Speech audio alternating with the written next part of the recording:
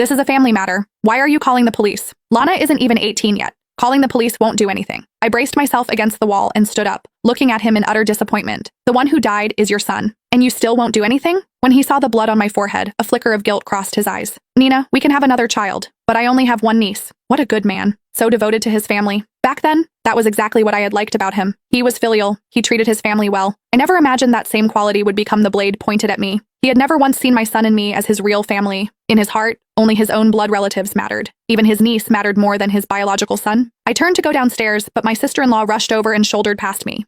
She threw herself toward Lana and wrapped her arms around her, furious. What gives you the right to hit my daughter? I can't even bear to hit her myself. Who do you think you are? I was shaking with rage. Why don't you ask what your daughter did? Your son died, and now you're blaming my daughter? If you want to blame someone, blame your son for being unlucky. I hated them so much. But right now, all I could think about was the baby who had just fallen from upstairs. Who was he? How had he ended up in my mother-in-law's house? Ariel, you have a child too. If the one who died today had been your child, would you still be able to say that? My sister-in-law's pupils shrank. She pointed at me and cursed. You shameless lunatic. Your son died, so now you're cursing my family, aren't you? If you ask me, your son deserved to die. Good riddance. I grabbed my phone with its shattered screen and headed straight downstairs. My mother-in-law shouted anxiously, Stop her! She's going to call the police. My sister-in-law sneered. So what if she does? Our Lana won't go to prison anyway. Are you stupid? If she calls the police and sues us, we'll have to pay compensation.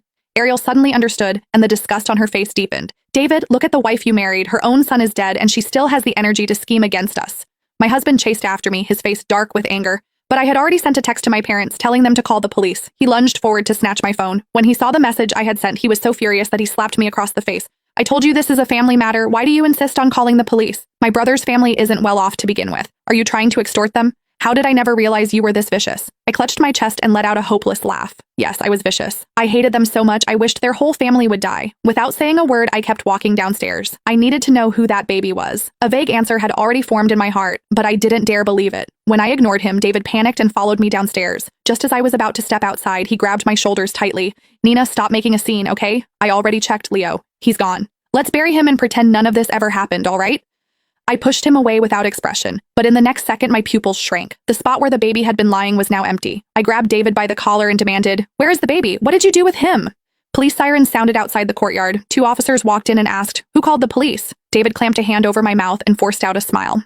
Officers, my wife made a mistake. No one called the police. My mother-in-law and Ariel hurried downstairs too. My mother-in-law pointed at me and snapped, She's crazy. It was just an argument between husband and wife, but she wants to call the police over every little family issue.